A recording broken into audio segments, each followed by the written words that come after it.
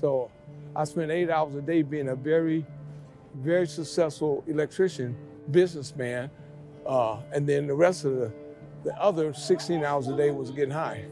And so when these guys from the church came in while you were selling your dope, were you like, what the hell are you doing here? Like, No. You're interrupting my business I operation. let them know, don't come in with the microphones because I'm selling dope in here. Yeah. So don't come in here with that loudspeaker.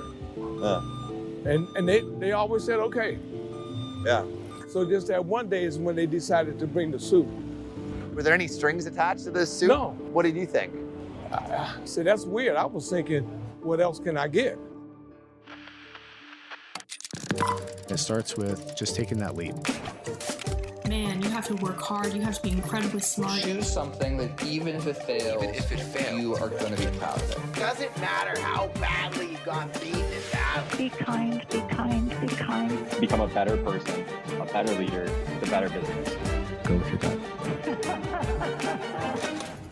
I'm Samuel Donner, and this is Finding Founders.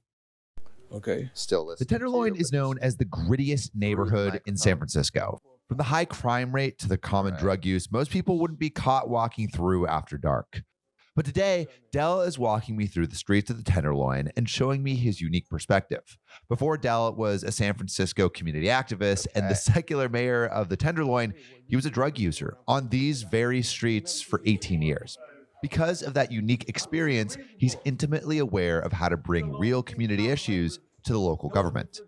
From the historic halls of Glide to Code Tenderloin, an academy that teaches people how to code, to pivotal encounters with local figures like Pastor Joe, Del's mission is clear: to uplift the Tenderloin community through compassion, resourcefulness, and unwavering commitment. But now, let's get into the interview. Where did we just leave? We just left Code Tenderloin, which is the site of my nonprofit that we deal with workforce development, housing, relationships, recovery, just about A to Z. A to Z, everything. Everything to basically help people to get on their feet. There's no coming in my door, we don't use the word no. If we can't do it, we'll take you to someone that can do it. Yeah. Can you tell me a little bit about like the neighborhood we're in? Yeah, so we're in the Tenderloin. We're actually in the transgender cultural district right now, which is centered in the Tenderloin. And this is what people don't know a lot about. Some of our sex choices actually started here in the Tenderloin rather than the Castro. Really? Castro morphed from the Tenderloin. Why is that? Well, the Castro was a very heavy Irish American Catholic neighborhood, and then they opened up a couple businesses on Castro Street that pertained to LGBT, and then the traditional residents in the neighborhood fled. They did a LGBT, no, that's exactly what happened. And that became the new center for the LGBT-ism in San Francisco.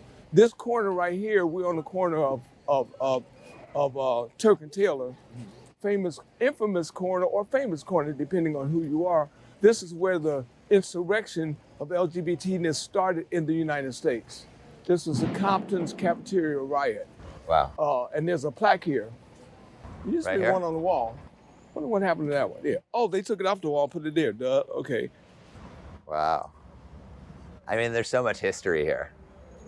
I mean, also with you personally too. I mean, how long have you been in this area? I've been in this neighborhood 38 years. 38 years. Yeah, I've been on this corner 38 years. And I try to bring everyone together and try to make sure people understand how to get their resources and how the resource people can get to the people that need resources. Yeah. So I just kind of put everything together.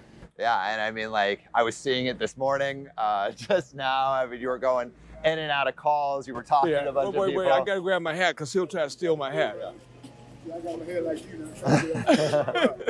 How you doing, baby? I'm good, man. Good to see you, man. Okay. Who's that? Yeah, that's Walter. He and I worked together right across the street. This was the original Joe's, which is the most famous restaurant in San Francisco. Do you want to cross really quick over here? Huh? You want to cross over to that side to see it? Yeah. You didn't grow up in the Tenderloin. You started in Chicago, right? Started in Chicago. Yeah. What was like growing up in Chicago like? Most ridiculous place to live, especially in the wintertime. Yeah, why? Yeah. it's very educational upbringing because you learn a lot. Yeah. You become grown very soon. When you're 12 years old, you're grown. Why is that? Well, you got to kind of fend for yourself. Most of us grew up in single parent families. Yeah. And you tend to have to get it yourself. There was no resources like they got now. So this was the original Joe's Restaurant. Yeah. The most infamous restaurant in San Francisco. Why is it the most infamous restaurant? Because it held places where the Supreme Court judges, the mayor, the governor would be here every night. Every night? So this was like a who's who of San Francisco? This was the place to be. City Hall is just a few blocks that way. Courthouse is just a few blocks that way. The governor's office is just 2 blocks that way. Yeah. So it was a very infamous place. If you read the Zodiac Killer, yeah, this is where he got his victims. Really? There was a bar here, and that's where he sat down at night and got his victims. Oh my God. Very storied area. So if you see the movie Zodiac Killer, you see this, they filmed it here. Really? Yeah. Oh my goodness. All right. So in like high school, you're in Chicago. Do you have any like recollection of being drafted for Vietnam? Oh, I know I was drafted. I don't remember when, where, how. Yeah. Well, I know I didn't want to go. Why would So I want to go why am I over there gonna go over and do Yeah, anything? they ain't never done nothing to me. It's the people here that's doing something to us. Yeah. And I couldn't go to Canada because I didn't know anybody in Canada. You were thinking about going to Canada? Hell yeah. Yeah. But then I said, well, I don't know no Canadians and I don't know no Vietnamese, so I might as well go to Vietnam because I don't know either one of them. Do you remember what Vietnam was like? Yeah, but I don't talk about that. I really don't. Yeah? That's stirring.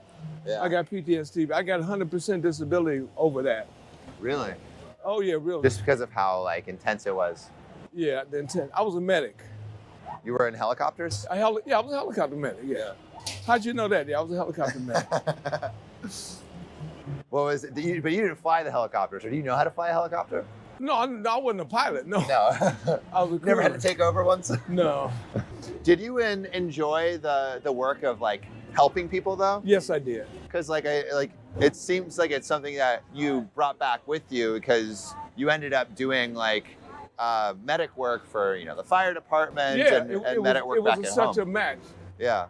What did you enjoy about doing that? Like do you remember? Because I mean, obviously you said it was like a very traumatic time as well, but Actually saving someone's life yeah, meant a lot. That you're able to do almost like a miracle. do you remember any of those lives that you saved? No. This building here, I actually rappelled down the building 2 years ago. What? From the roof. I got videos of it. You rappelled down that 2 years 2 ago. years ago? 2 years ago. How old are you? I'm 75. You're 75. So you're saying at 73, you rappelled down that building? Yeah, it was a. What possessed you to do that, though? Hey, how good? How you doing? Good morning. Hey. I almost got that same shirt. Oh my God, it's Yeah. It's a Tenderloin walking tours, but the same ladies. I thought it was one of those this shirts. guy. I am Sam. How you doing, Sam? Nice to meet you. Good to meet you. Wow. Who is that? That's one of the people that works for Glide. This is Glide, and he does a harm reduction. What does harm reduction mean? Clean needles, clean apparatus, clean stuff. So, baby, all right, good. Yeah, so this is Glide. You know Glide? No, it's Clyde. Glide is like the center of homelessness. Did you see Pursuit of Happiness? Yeah. Okay, this is where they shot that at. Really? This is where they shot Pursuit. Let's take it. Hold the camera down a little bit as we come in. Come on in. Okay. Hey. What's up, baby? Hey. Okay. So this kind of gives you the idea of what we do here at Glide. This is our founder. So this was the home of the Black Panthers. Wow. So we've been here like 70 years. You weren't around here when they were using this as their headquarters, right? A little bit. I actually smoked dope with Huey Newton years ago. Really? Yeah, I sure did. But I wasn't around I came like right after that episode How ended. how did you get into that situation? We were both in Oakland on the streets together. Really? Let's go up and see maybe we can get a picture of the sanctuary. Yeah. I actually gave the sermon here. This is the church. I gave the sermon on this past Sunday. You're a pastor too? No, I'm a lay pastor. Lay pastor. So a lot of famous people have been here. President Clinton was here. Angela Davis was here. Maya Angelou, who was here. She's our poet of Glide. Tom Cruise. A lot of people from LA has been here. Why has this become such a like cultural hub? It's hey pastor, this is our pastor. Hello, Pastor Sam. Martin. Nice to meet you. Yeah. Sam's from LA. Okay. Bring them around the Tenderloin. We want to show them the sanctuary. He asked a question. Ask the same question. Just ask Oh, me. is he curious like why this has become such a cultural hub? Yeah. Because like Del was saying, there's like been presidents that have come through here. There's like movies that have been filmed here. Like I'm curious. Yeah, I think, you know, in each decade, like Cecil, our founder, was able to really understand the moment and what the people needed, you know. And so in the 60s, you know, what was it, like Vietnam War, Korean War stuff, anti-war protests, Summer of Love, early women's movement, you know, queer organizing. Even the sex workers had a hookers ball here. Wow. Like at each point in these histories, like he opened the doors wider when other churches were closing the doors. And so I think people looking for what, you know, MLK's beloved community looks like and see it in action, they could find it here. Yeah. You know, and he was a singular charismatic figure. So a lot of people came to see him.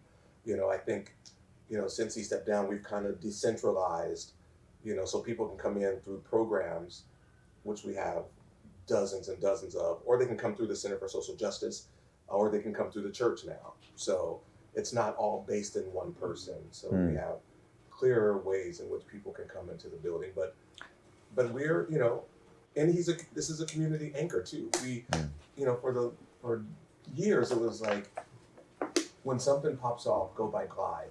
We don't have that right now.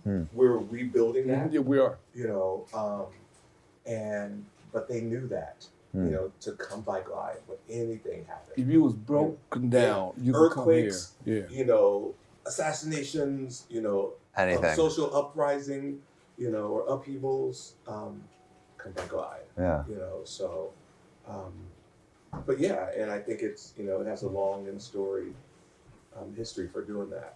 You know, and we've been on this corner as long as you've been here. 70 years, almost as old as I am. 70 years. Yeah. Wow. 1929.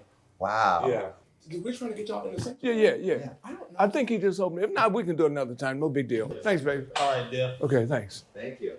All right. Oh, let me get the lights Okay. Okay. I'll let you know when we'll just be here a few minutes. I'll let you know when I leave. Did you grow up religious? Yes, I grew up Catholic. Yeah. Did it play like a big part? Like, did you go to like mass every Sunday? Oh yeah, I was an altar boy and I went to seminary. Really? You went to the seminary? Yeah, for about 3 months. Wait, was that after going to Vietnam? No, that was before That was Vietnam. before Vietnam. So you were in seminary school in high school? Right after high school. 'Cause Right you after go high there, school. You go there immediately after high school. Right. So you were in there, and then you got drafted after. I got drafted after that. Right yeah. after. Wow. Do you think if you had stayed, would you have been still drafted in seminary school?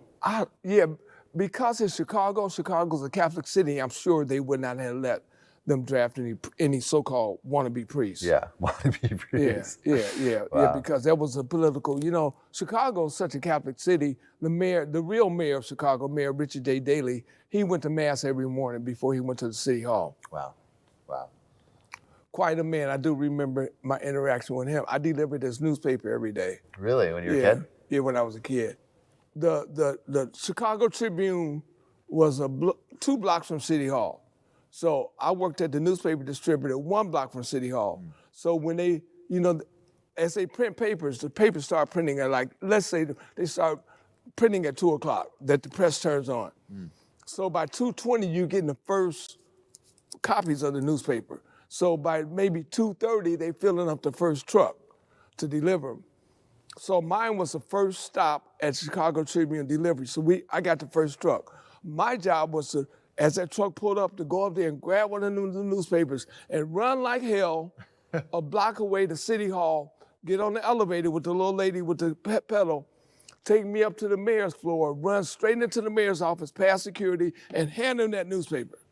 He would open that newspaper, I was standing there, oh shit. He'd pick up the phone, stop the press, take that shit out. Yeah, because I'm in the church. That was it. That was my job. And he would stop that press. So maybe they got out of 200,000 copies, maybe they've gotten maybe 800 out before he can pick up that newspaper. I mean, before he could pick up that. And so you were telephone. the kid that was ensuring that he could basically say what would go into the news and what wouldn't. Right. So he waited, and as soon as he read the paper, he says, "Oh," he called security. Okay, let's go. He waited on me before he went home. Wow. And then we would all ride down on the elevator together, and I would walk him to his limo. Did you ever think about politics? Oh no, I mean I'm the mayor of the Tenderloin now, but I'm secular mayor. But someone asked me not too long ago if I would have stayed in Illinois, what would I have been? I was probably the governor of Illinois, easily. Yeah, I can imagine that. I mean, just the way that you interact with people, it's like you're very affable, and you're also just like actually trying to serve the public, which is what politics should be about. It should be about it, not special interests. Not often, is it? So I sit out here and talk to Tyrone, and I'll leave here and say, look, man, I got to go now. I'll go straight to the mayor's office and sit and talk with her. And I do this weekly. So and my conversation is no different between the two. I spoke up here Sunday. We got a new, I don't know where, that's our picture there, I think. We got a new CEO of Glide after a year search. We got a new CEO. So I'm on the board of directors here. Yeah. So I'm basically her boss. And so I wasn't able to meet her when she came on board last month. So I had a chance to meet her this past Thursday. And I had a whole list of things to talk about: the budget, our building, our infrastructure, our staff. I imagine you're coming with a lot of ideas, because like when you've had the breadth of experience that you do, being like going from being on the streets to now helping those on the streets to now being like the quote unquote mayor of the Tenderloin. Mayor ambassador, yeah. I mean, like you're able to solve problems from all of those different perspectives. People will listen to me. Because it's like I think people listen to you when it's like, oh, he's had my experience. Right. You know, and I don't have to do this. When you talk to me, I don't have to go to Wikipedia. So what the hell is he talking about? I don't need Wikipedia, because I've been there. Yeah. So I had the whole bucket list of things we were going to talk about on Glide. And I had a 10-minute slot with her. And do you know what we talked about? What? We talked about her daughter, who's out here. Yeah. Who's out here on these streets. Oh, the mayor? We talked about her, no, the CEO of Glide. The CEO we spent of Glide, 10 minutes her daughter's out on the street. talking about how we're gonna get her daughter out, how we're gonna get your daughter out, how we're gonna get his daughter out these streets. And that's what the conversation turned into, something that's real. Wow. We could talk about this building all day long, we can talk about the budget, but she chose to talk about how we're gonna bring, how as Glide, we're gonna bring people like her daughter in off these streets, my daughter, your daughter. And I thought, I was so impressed by her relating to it, because as a CEO, a business person, and me being on the board of directors, we would generally talk about the budget, the workforce, and that corporate stuff. But yet we chose to talk about what the reality of what this building is for. Which is for improving the lives of the people. people. The lives of people one by one. And imagine, that's what's wrong with our homeless situation here, Chicago, Los Angeles, Seattle, New York. We put them numbers out. We got 7,000 homeless. So we're gonna do this. We come out with a template. That's 7,913 individual stories, individual situations. You can't solve it with a template. You got to go to every one of them and quit trying to solve the problems of 7,913. Let's go out there and do one and do it well, and then do another one and do it well. Those two, you will never come back in the system. You go out and try to touch 7,913 a little bit, They're gonna always be in the system because you ain't done nothing but said, oh, well, we dealt with 7,900 people today. But what good was it? You didn't get them to Z. You got them to B or C or D. You didn't get them to Z. And until you can focus on getting everyone individual to Z, why go for the numbers? Because you'll never get there. And you're gonna have a whole bunch of people that's been touched but has not been solved. Yeah. I mean, it's like if you spread your efforts over too many people, then it becomes zero. It's like almost negligible. And I fight with the city all the time when they give me quotas, because I run several organizations. I say, I'm not doing these quotas. I'm not doing 100 people today. I'll do 10. But 10 you ain't never gonna have to worry about again. 10 in terms of what? Resources. Homelessness, getting them into mental health, getting them to substance abuse, getting into a relationship, getting them back home. What are the reasons that you hear and see of why people are on the streets, and what are the reasons that they give you of like, this is a way that I can get off the streets? Well, number one is of course, you and I have the acuity to go out and do anything today. I mean, if I gave you a task, hey, you go here to Social Security, and then you go over here to DMV, and then you go over here to the insurance company and get all this shit together. By 3 o'clock, you got it done. Our people, because of the drugs, because of insecurity, because of the distrust of society, because of the way society has treated people, it'll be a month. And we may run into them a month from now and says, man, did you get, yeah, I'm working on it. Because where you will go to DMV and there'll be 2 people in line, you'll stand there. And you'll stand there and get it done. My people go to DMV and say, oh man, I can't do that line. Well, there's only 2 people, dude. I can't do lines. And we got to understand that. So what we do now, we take them to DMV. We don't send nobody to DMV no more. We don't send nobody to Social Security. We take them to Social Security. You sit down over here, I'll stand in line for you.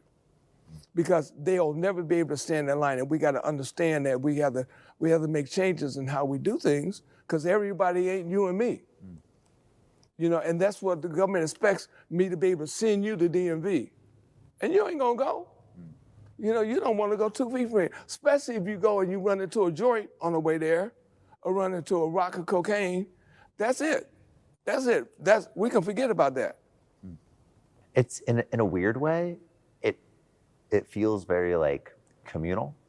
Like there's 100%, yeah. Something that I heard you talk about in another interview is like, you give someone a house, right? And they're like, well, why would I actually want to go in the house? When I'm on the street, I'm seeing all my friends. Yeah. You know, they're walking by and they're saying hi, right. and it's like, That's exactly there's community. Why would I want to stay in a box that like cuts me away from the people? So like, I'm curious, like if you take away the community in this one area when they're on the streets, how do you give that community back? That's a very popular conversation that I have with developers and all. I says, when you come up with these affordable housing units, you're dealing with these people that spend their life on the streets in community. You can't, again, just like you said, you can't take that away. So you need to develop a community room in these buildings where people can still enjoy that, whether it's inside or outside. But it's got to be someplace that when you get up in the morning, you're in a room no bigger than this stairway. And those were cable. Your black and white, not black and white TV, but your TV, your channel TV only gets certain stations. Your FM radio don't work because these are masonry buildings. And so you're isolated. Yeah. And after about an hour, I'm going outside.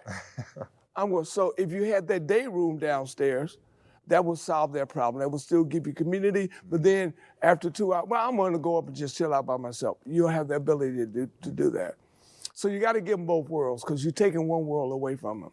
And again, it's like you've heard, I don't know which interview you heard, but we've given people rooms right here in this building and come out and find them outside a week later, laying in a tent.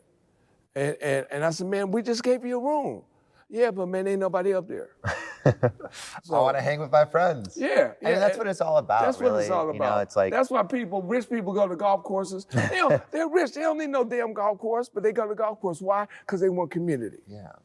And I think that's where so much of like pain comes from, is just like humans without community. Okay. Humans without Yeah, friends. yeah, And yeah. you know, like That's not human nature. no, we're That meant is not to human we're nature, meant to man. be social. We're meant to like talk to the people on the street.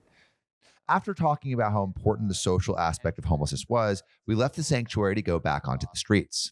Going back to our conversation about Vietnam, I wanted to know how he ended up in California.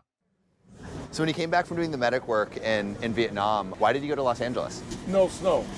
No snow? Yeah, I found out that it don't snow in California. Yeah. And So- you're like, all right, no more of that for me. Yeah, that was it. Two words. That was it. Fell in love with LA. Yeah. What did you like most about it? I like everything. I love LA today. Yeah. If my kids weren't here, I would be there today. Did you get into doing medic work in Los Angeles? I became a firefighter paramedic.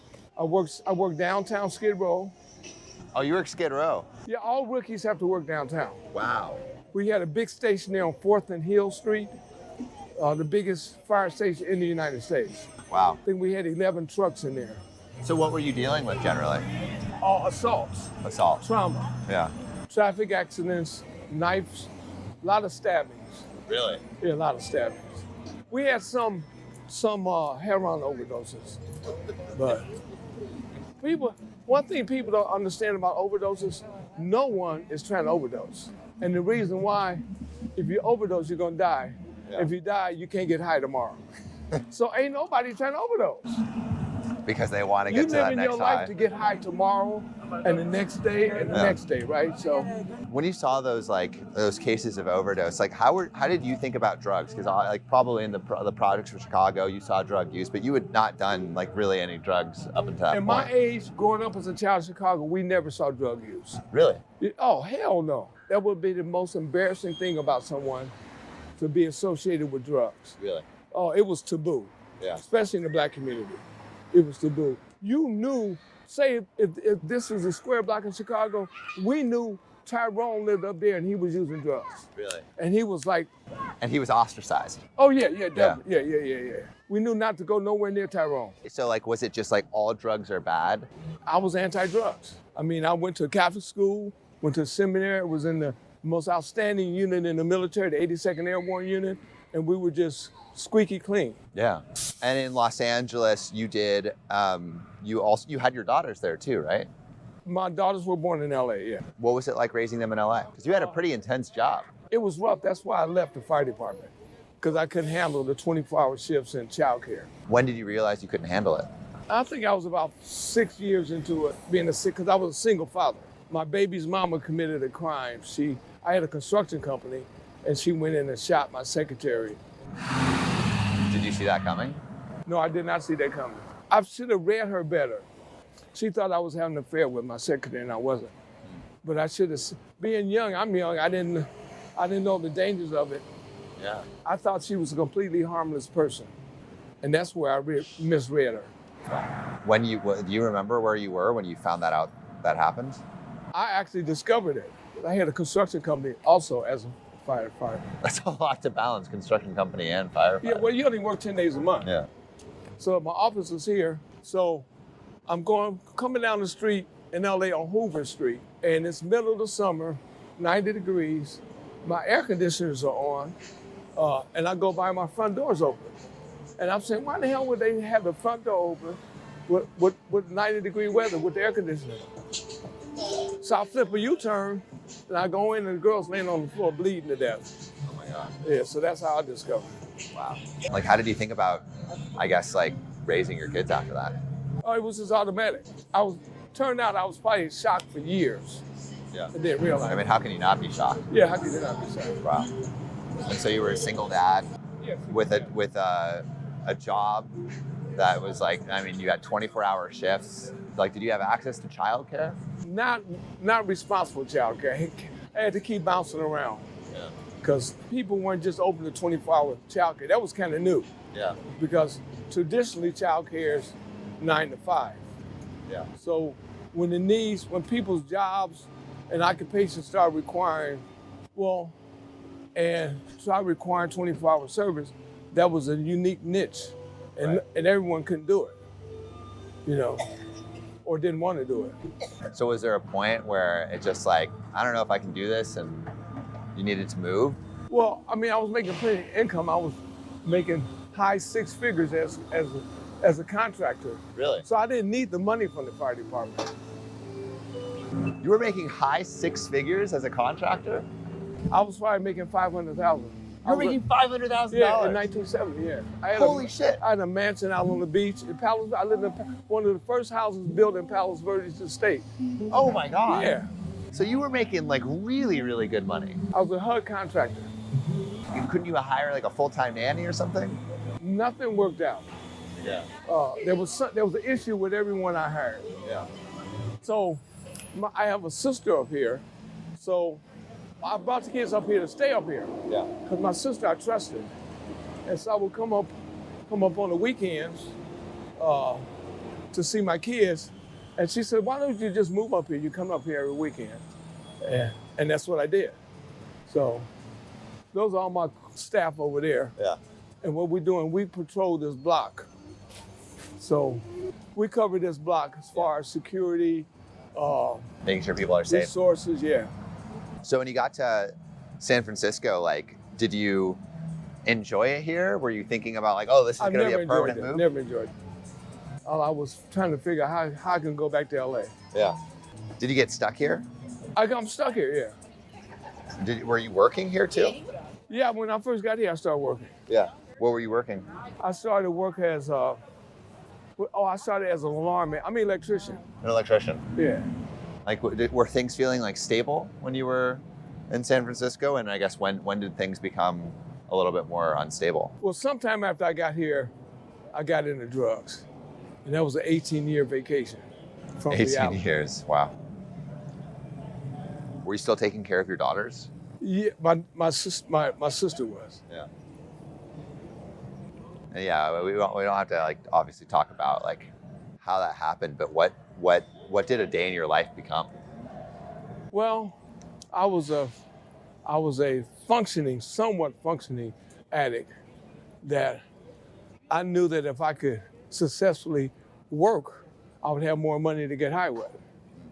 So I spent 8 hours a day being a very, very successful electrician, businessman, and then the rest of the other 16 hours a day was getting high. Wow, the other 16 hours. Yeah, it's 24 hours in a day. Would you like when you say other 16 hours, would you just go to like the streets and you would try to score stuff or Yeah, what? right here, right on these streets. Really? I'm borderline. By the way, this is my sign. This is your sign? Housing blacks. Yeah, I painted this. You painted this? I mean, I didn't, but yeah, You helped like get this. yeah, this it's my mural. project. Wow. Why did you want this here? Well, because we never think about what blacks need, and we need housing. Yeah. So this is the only mural in the United States that addresses that need. Wow. An important message. I mean, it seems like Yeah, you've like it is. you've Hey, bro. How you doing, sir? Oh, good, man. you've built like a lot of your life mission around it. So Yeah. like you were working hard and like still like functioning, but going to like the Tenderloins to get high every day. Yeah. Did the balance ever become unbalanced? Oh, of course it did. How long were you able to keep that kind of like I thing went up? 18 years doing this. 18 years. Yeah. Did they ever try to like help you during that like 18-year fog? Like, did anyone ever try to bring you out of it? I'm sure they did. Yeah. But that's one thing about drug use, and you can argue this all the way to the Supreme Court. Can no one stop using it until they are ready? You can, and that's a big thing we got going on right now with that forced drug treatment, that mandatory drug treatment. Do you think this is something that like, and this is a weird question, but do you think this is something you almost like have to go through? What? No. You don't have to wreck a truck to know how not to wreck a truck. Yeah. Hey, what's up, man? Yeah, I'm big on that. Yeah. You do, and people say, oh man, well, everyone needs to go through that. No, you fucking don't. No, there's nothing in life you got to go through. Yeah. So see, that kind of leads to the question about drug recovery. Is that, and I'm going to ask you this personally. Yeah. If you were a drug user and you're trying to get clean, Who would you pick as your counselor? Someone that as your counselor. Yeah. Who would you pick? This person here that's been a 30-year-old drug addict that's now clean, or this person here that has never touched drugs in his life? A drug both of them are counselor professionals. Been The to person school, who's gone got through a my degree. experience. You would. I think so. Okay. Hey, how you ladies? Hey. Would you not? I don't know. That's a why. There's no yes or no to that answer. Yeah. So let me do this. If you want to be a truck 18-wheeler driver, who would you pick as your instructor? A guy that's had 25 accidents or a guy that's never had an accident? Huh? Probably Come on, the guy come on. has never had an accident. Well, you see, that just went against what you just said. Yeah, no, that's true. That's a good so point. you see where I'm at. Yeah. I guess like the counter to that is like, I'm thinking of it, if you have crashed your truck Okay. and you want to know how to fix the truck, Okay. I would rather get advice from the guy that has crashed his truck and fixed it than has never crashed his truck at all. Oh yeah, that's all. a different scenario. And I get you on there exactly. And I feel would like agree the same way. in some ways, like the people that are experiencing addiction right now have crashed their trucks a little bit. Yeah. And like, I don't know, someone like me, who hasn't experienced addiction, I don't know if me giving advice to someone is as effective as someone like you who has experienced addiction. And it's like I think why you, and this is what we were talking about earlier, why you carry such like weight in this neighborhood is because you're on both ends of the coin. You're on And both ends of everyone the out here spectrum. knows my history. Everyone knows. Everybody out Everyone here knows my knows. history. Yeah. And they've known you through it too. Yeah. I mean, you said They've seen 30 me. years. 30 They've seen years me that laying you've on the done. ground. They've seen me laying on the ground. Were you ever laying on the ground and you're like, fuck, why am I here? Every day. Every day. Not Every one day. day. Every day. And I said, I'm not gonna be laying here tomorrow. I'm not gonna be, when I get because I got paid daily. When I get my pay, I'm gonna get me a room. And all day long while I'm at work, man, can't wait to get finished to go get me a room, to get out the streets. And my problem was as soon as they handed me that cash, that room was The nowhere inside. willpower went out the window. That was on that cash at the bank. I was cool. I ain't gonna do drugs no more. As soon as they start counting that money, bro, I started shaking. That was it. There was no reverse. Wow. But there was someone who would give you a suit. Yeah. What happens with that suit? Where were you when that happened? What did your day look I was like in before that? Park, Where were you? So you were in the park, and what were you doing? selling dope. Just like the people that would come by. Yeah, we control who came in the park. We control what was going on in that park. And so when these guys from the church came in while you were selling your dope, were you like, what the hell are you doing here? Like, No. you're interrupting my business I operation let here? them know, don't come in with the microphones because I'm selling dope in here. Yeah. So don't come in here with that loudspeaker. Yeah. And they always said, okay. So just that one day is when they decided to bring the suit. Why did they give it to you? Like, why you? Well, when I sold dope, I wore suits. I love suits. I'm very casual today because I'm not. Yeah, you're well dressed. No, I'm very casual. But so they knew I liked suits. I mean, if this is casual, you're way more dressed up than I am. You got the swagger. I always wear suits. Yeah. And the reason why I do that is that when I'm talking to a guy on the ground and trying to convince him to get up off that ground and get his life together, I got to show him a reason. I said, man, I used to be on that ground right next to you. Look at what being clean, look at what being sober gets you. I can't dress like that and talk to someone on the ground because it's, well, you're clean, but you look just like me. And so you got a suit from this guy. Yeah. And what, he was from the church or something? He was a pastor. He's a pastor. Were there any strings attached to this suit? No, just we know you. We see you always wear suits. We went and bought you a suit. That's it? Yeah, that's it. What did you think? See, that's weird. I was thinking, what else can I get? I'm like, from the street. these guys are suckers. He said, that's word for word what I said. That's in my book. What did you do next? How did you try to see if you could get more out of it? I went out to the church the next morning, which is Sunday morning, to service. And one of the guys who invited me, his name was Walter. Yeah. And I told him my name at the park. And I said, I'll come out and see you tomorrow, just casually. Because I wasn't really planning to do it until I thought about it later. I said, yeah, I'll go out there and see what else I can get from these suckers. And Walter when I walked in, Walter was standing up by the altar, and I just walked past him and patted him on the shoulder, and he turned around. He said, Dale Seymour, you're here. And I was so impressed that he remembered my name. Really? Yeah. And then that's when everything changed. Right What then. happened? I wanted to stop. You wanted to stop. Yeah. Before you, but you had wanted to stop before. I wanted to stop from the first time I got high. Everyone does. Everyone wants to stop from the first moment they get high, you think? Yeah. Oh, I not think, I know. Really? Yeah. That's what people don't know. No one wants to be a dope fiend, man. Yeah. But it's what's called a disease. So addiction is a disease, it's not a habit. Yeah. What is the reason that you were ready to change at that moment? I saw some normalcy that I liked. I saw people do things that I would have liked to have done to no strings attached, give somebody something. And you saw it? I saw these people have an interest in me, a personal interest in me. Because the whole church wrapped themselves around me that day. And then I got kind of trapped. Because now I'm forced to show these people something. I got to give them, pay them back for their efforts. And that's how it started. A stack of cocaine would have been no different than looking at that, but that means, that pile of shit there means nothing to me. And so that day, that stack of cocaine, imaginary cocaine, meant nothing to me no more.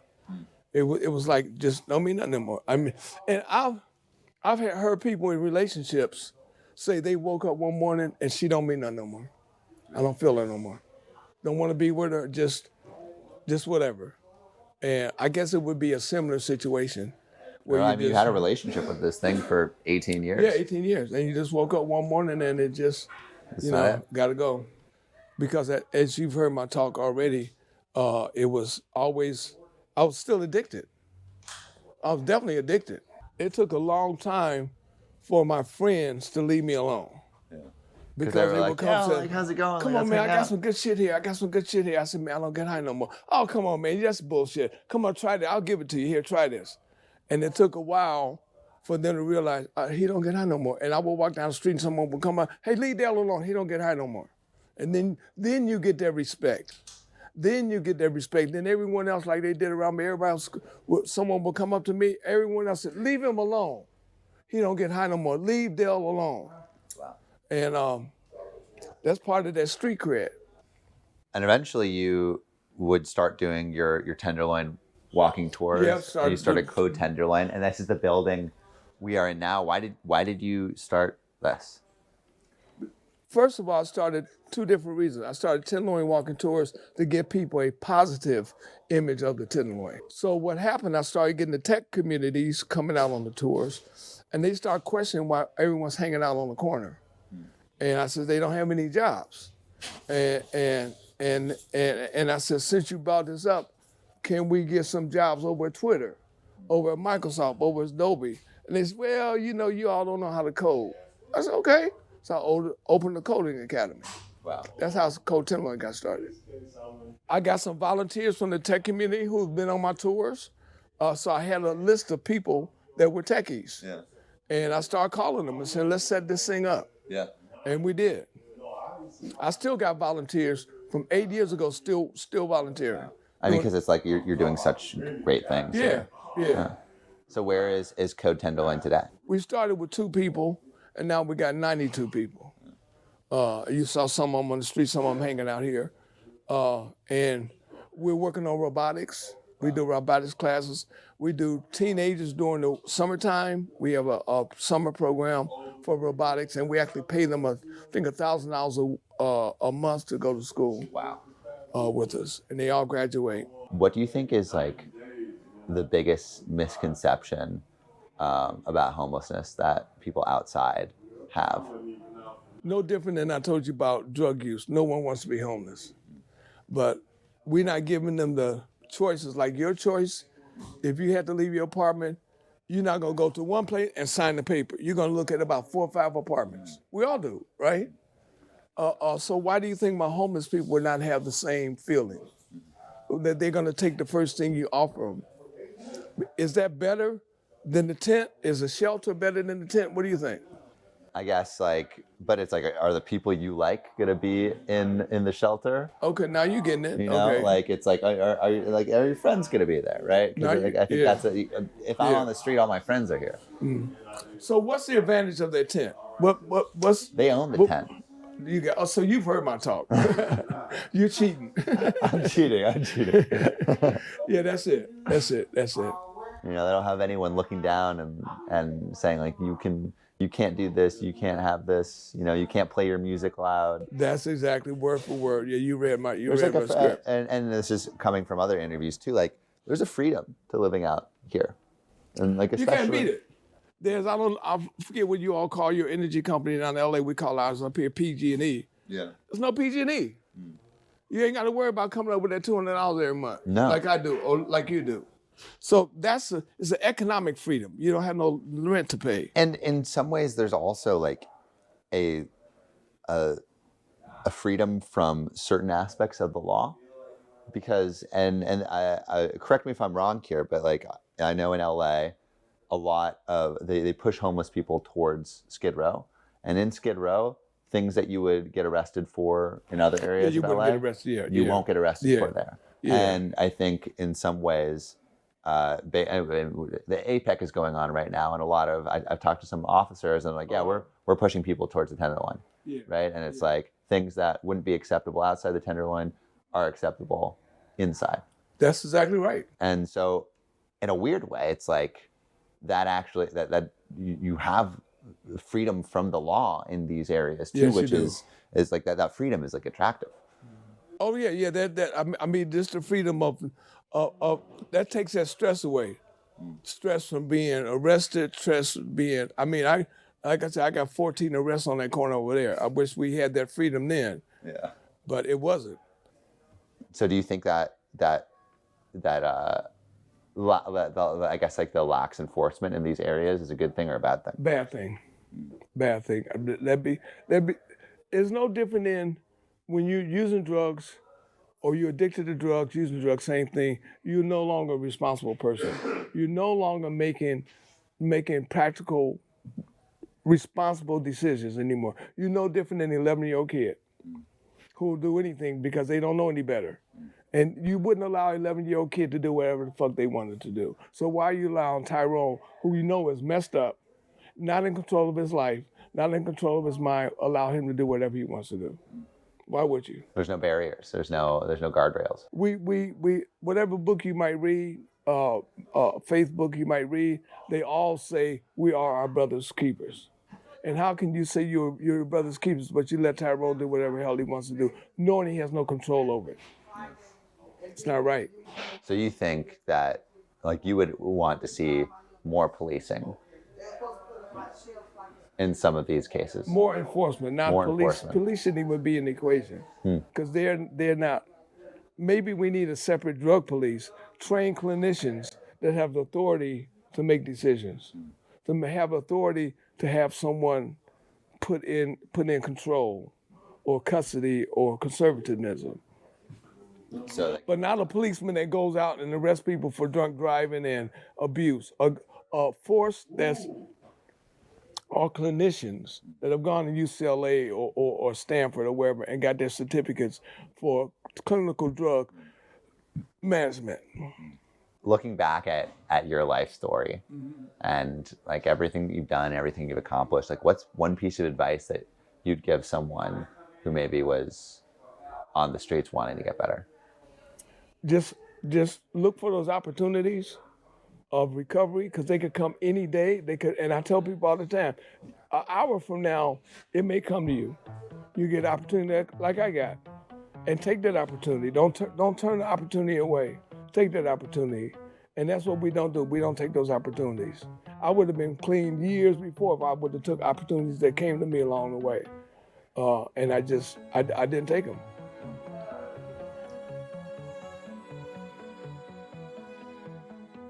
Thank you so much for listening. If you haven't already, make sure to subscribe, rate the podcast 5 stars, and share with a friend.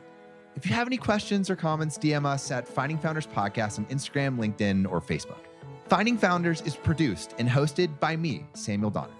Our audio editing team lead is Ashley Jimenez, with support from Jessica Morales, Miley Lipton, Siyu Pan, Kenny Ray, Josie Yo, Matt Fernandez, and Merritt Hill. Our outreach and research team lead is Desiree Nunez, with support from Marissa Granados, Monica Lee, Sarah Tiersma, and Yao Liu. To see more of what we're up to, subscribe to our newsletter at findingfounders.co.